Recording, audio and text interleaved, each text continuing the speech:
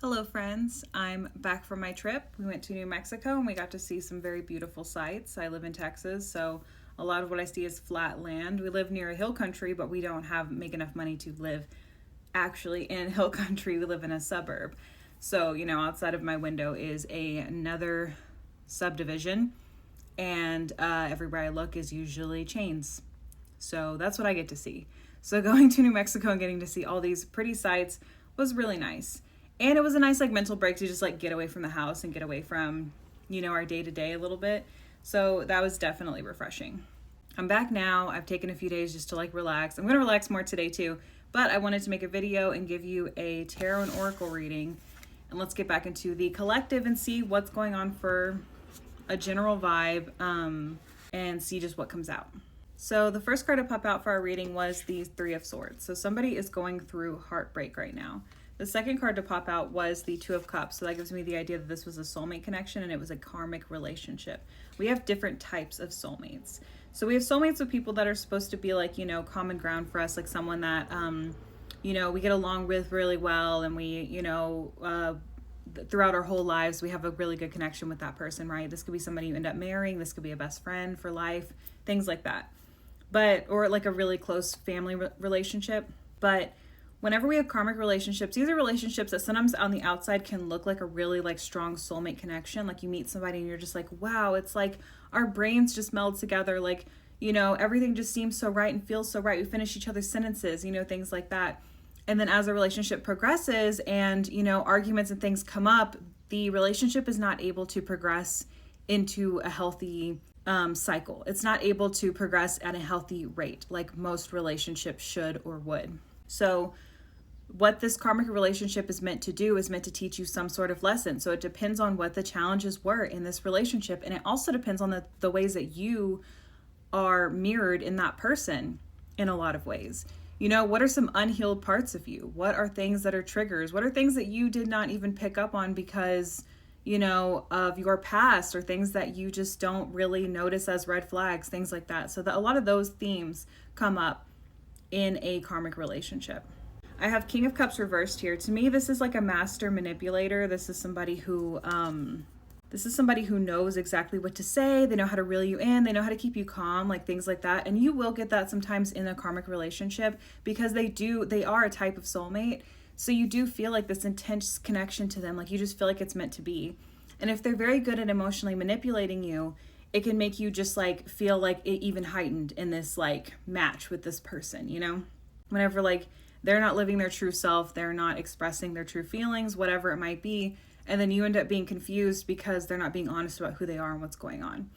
And so a lot of this can be happening in, personal relationships, but it can also be happening globally at large with how we're seeing a lot of karmic lessons being learned by the general population. I've seen a few other people within this field talk about that thing. I wouldn't say that I'm an expert in it at all. I just feel it's kind of coming up because I've heard it, and then it's also kind of coming up in this reading. Manipulation, karma, feeling heartbroken. A big theme that's been coming up as well is having the veil be revealed, things that we didn't know were going on, or things that we might have been brainwashed or had propaganda in our faces, not be able to recognize what's happening, and kind of having that heartbreak of recognizing what is actually going on. I have the Hangman reverse. This tells me there's some sort of struggle to see things from a different perspective. I don't know if it's other people or maybe it's been you in this relationship with this person. And maybe it's leading to what this heartbreak is it's just you have been unable to pull away from the manipulation that you've been exposed to. And so now that you're kind of on the other side of heartbreak now and realizing and waking up to the way that things were, you're being forced to see things from the perspective you were struggling to see it from before. You might even still be in that brain fog period of understanding and accepting what happened, right? So, oh, my dog.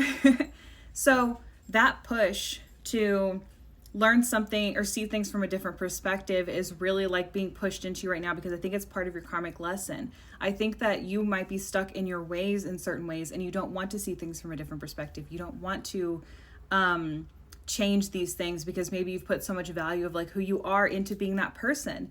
And you can still maintain core values of yourself without doing too much, right? Like if you're a kind person and you like to be kind to others, then you can still be kind. You just need to have boundaries, right? If you're a person who normally shuts people out and this is the first time you let somebody in a long time because you prefer to shut people out, this is kind of showing you that you still need to work on your boundaries, because putting up walls or having no walls are both boundary issues. I used to have walls because I thought it was a way to protect myself, but I realized that the walls mean nothing if somebody can sweet talk you with this King of Cups reversed. If someone can sweet talk you and get through those walls and then you have no boundaries once they're in there, then they didn't really truly protect you. All they do is keep you from making new connections and new relationships and finding new people to interact with and become friends with. For me, with friendships, especially now that we have an online space where you can make friends that live anywhere, they don't have to be proximity friends. What I've noticed in making and maintaining friendships is like you do kind of have to just like put yourself out there and see what happens. And then if you have good boundaries, then you're able to see red flags, you're able to see repetitive behavior, you're able to be like, hey, I don't like that, and move on if a person doesn't fit into like what you're looking for in a friendship. But if you never even try because you're just worried about like as soon as you trust somebody, they're going to hurt you because that's what you've experienced before, then you need to work on your boundaries, because people should not have that much power over you, right? Like it should be like you meet somebody, you like them, they're fun to hang out with. Oh, I actually don't like the way that they were testing my boundaries and being weird or asking me too much or whatever, so I'm going to move on and make a new friend. Instead of being like, I can't believe I trusted them, or just let them do it because they've gotten into your wall now, and now you'll do anything for them. That's a boundary issue, and it's something you have to work on, or it's going to just repeat again and again and again, over and over again your whole life. Because if you want relationships, you have to have boundaries. Here's the wheel here. So this tells me that this was destined to happen, and I think that this is part of what you really did need to learn, like kind of like what I've been talking on and on about right now, is like these boundaries. I think it's a huge part of what you have to learn in your relationships, because I know that you want strong relationships, you want close friendships, you want a romantic relationship that works for you, you want to have like close family relations if it's possible for you. Some people have family where they're all toxic and you can't have that, but you can also have your chosen family, right? Like you can have your friends that you're friends with for decades through so much. Whenever you choose your romantic partner and you guys decide to be partners for life, they're your family, right? And then you can create your own family together. So if you want these connections, you really have to learn boundaries. So I'm going to pull some oracle cards and let's add it to our reading on the end here. Okay, the very first part to pop out was kindreds. So kindred spirits. That comes between that 2 of Cups and that 3 of Swords, right? So this tells me that whenever it comes to this soulmate connection, this like karmic relationship, I think it comes from the fact that you felt really drawn to them because they seemed like a kindred spirit to you. They seemed like they really got along with you. They seemed like they were everything that you were looking for. The other card that popped out here was the Star, and I think that that's a reminder to not give up hope, especially whenever that Star card is over the King of Cups reversed. I think that you should not give up hope, because just because that person was emotionally manipulative doesn't mean that what you're looking for as a kindred spirit doesn't exist. I think that it does exist and it is out there. So I don't want you to give up hope and think that you can't have a positive and healthy relationship. I think what you just have to work on is, like I was saying, those boundaries and recognizing like when there are red flags and things, you know what I mean? Here's a big thing for me, for people in relationships, whenever I hear people complain about what's going on in their relationships, is something a lot of women try to do is like catch their guy cheating, because they're like, if I have proof that he's cheating, then I have proof that he doesn't love me. I have proof that, you know, all of these things. And I'm always like, you don't have to have proof that he's cheating to leave him. If he's making you feel like he's doing those things, and it's not just like an insecurity on your end, like it's like he's doing things that are showing that he's just like not showing up all of a sudden for 2 weeks and doesn't call you back, and then he comes back around and he's like, oh, things were just like too tough for me or whatever. It's like, no, you know what I mean? Things like that, where it's like really showing a pattern of like, it's more of like a pattern of disrespect. They don't even have to be cheating. It's just like this disrespectful behavior that's making you question your reality, and it's honestly hurting you. So it's important to kind of like recognize those things whenever you are entering into a new relationship. Because the other card I have here is Union. I think after you've learned how to set those boundaries and like the lessons that you're meant to learn in life, you're going to find that perfect union with somebody. So I think that you need to not beat yourself up about this relationship, because you can always just learn lessons, and you don't know what you don't know. If you have been in family units where people act a certain way, or you've never had a strong family connection, or you've never had strong friendships, or like you just don't see like positive relationships modeled in your life, then it's going to be hard to spot things like red flags. So what I want you to do is, like, out of all of your relationships that you've had, I want you to go back and look at the red flags and go backwards in the relationship with like, or even start from the beginning, whatever you want to do. And go back to the things that made you feel awkward, or the things that made you feel like violated in a weird way, or things that just didn't seem right. Because what you're going to find is every single time you felt that way, a boundary was being broken. Every single time. Every single time they did something that was off to you, but then you just like let it go because you just didn't understand what you were feeling, or you gave them the benefit of the doubt, or like whatever. But then looking back, it's like, wow, all those things stacked up. I should have known. And the truth is that you can't know until you know.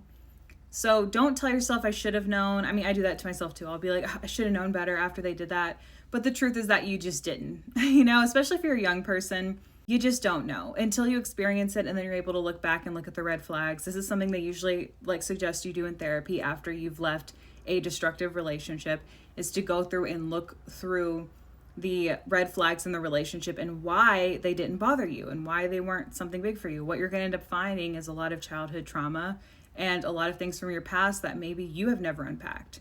So you weren't able to tell that there was something weird going on because maybe they behaved in ways like your family did, or maybe you just like hadn't experienced that before. And that's okay. You can totally forgive yourself and move on. Don't give up hope. You know what I mean? You will find your kindred spirits. You will find people who like respect you and are good to you and like good friends to you. And then I do see a union for you as well, like a really good like relationship where you can have like that type of family that you want to have. It's just really going to be about like this boundary setting and not closing yourself completely off from the possibility of new relationships just because you don't have strong boundaries. Work on the boundaries, and then you'll be able to have stronger relationships with people, and then you'll be able to meet people who match your energy, because you're not going to put up with people who don't. So they're gone. They're not taking up your life. No more are you spending years in relationships with the wrong person, because you have these boundaries that are set up that every time that they are showing these weird colors of themselves, you're able to see that, spot it, clock it, and be like, okay, that's not what I want to do. That's not who I want to be with. And then you're able to move on. So that's what I have for you today. Please engage with this video in some way, or give me a follow if you don't follow me already. Send it to somebody who you think needs to see it. And I will see you next time with another reading.